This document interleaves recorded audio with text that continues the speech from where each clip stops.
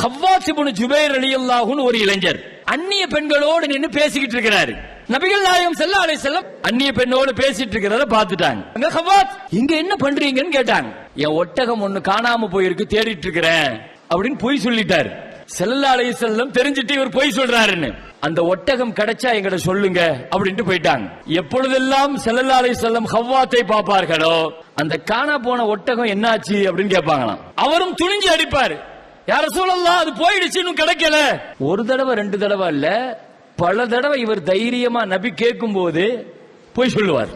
ஒரு கட்டத்துல நான் ரசூலுடைய பார்வையில் இருந்து மறைந்து வாழ ஆரம்பிச்சேன். ஒரு நாள் நிம்மதியா தொழுது எவ்வளவு நாள் ஆச்சு அப்படின்னு மனசுல நினைச்சிட்டு பள்ளிவாசலுக்குள்ள யாராவது இருக்கிறாங்களான்னு பார்த்தேன்.